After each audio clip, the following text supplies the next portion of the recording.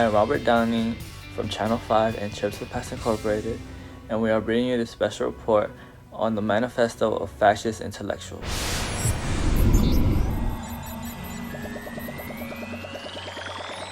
When it comes to Italy, not everything is smoothful or peaceful as some may say. In the early 1900s, Italy saw the rise of Benito Mussolini's rise to power through the various fascist movements. The years 1925 and 1926 were pivotal to Mussolini's rise, as through various speeches and many of his actions, he was able to gain the majority of the power and eventually control all of Italy.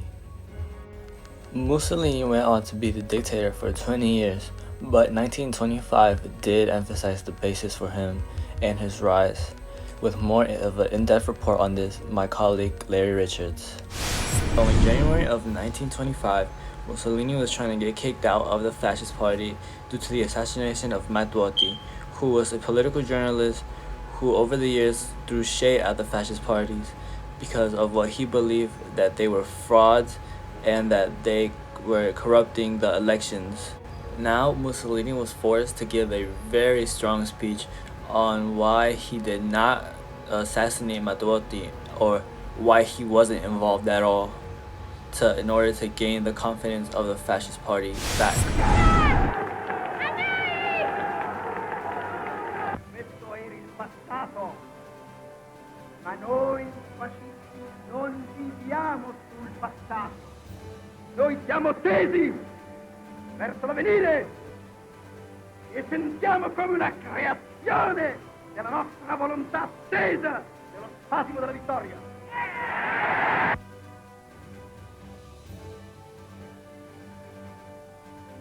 Che ignorava la scrittura con la quale tramandare i documenti della propria vita in un tempo in cui Roma aveva Cesare, Virgilio ed Augusto.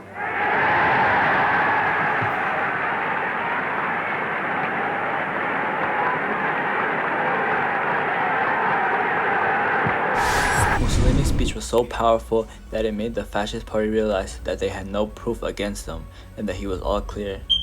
With this, Mussolini was able to take control over the fascist party, and he also led to the end of democracy in Italy. In Mussolini's own words, he said, "I assume political morale and historical responsibility for all that has happened."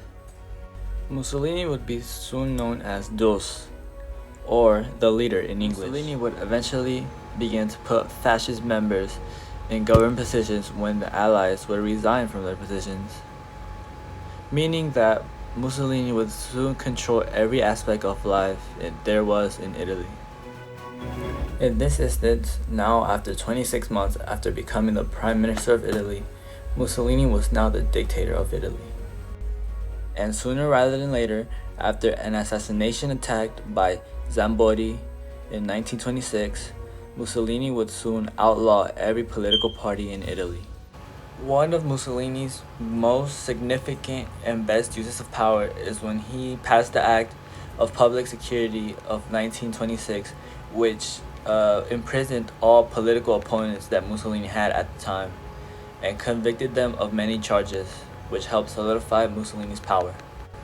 In 1926, Mussolini began negotiations for an agreement that would help him get a solid and stable relationship with the people of Italy, and that included removing all taxes from any church in Italy, which at that time 90% of the Italian population was a Roman Catholic. And now back in the studio with a further analysis is Downey. Thank you, Larry.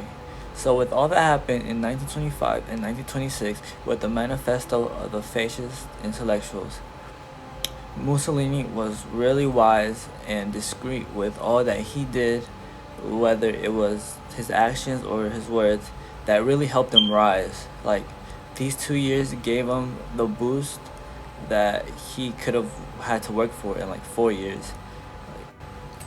He was the ultimate opportunist when it came to like solidifying his power through the events that were going on at the time.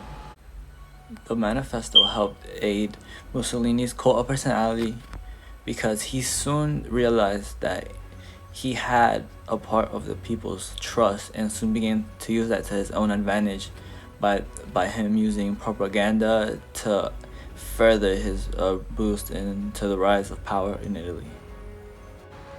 This has been Robert Downey, and thank you for watching Channel 5 News.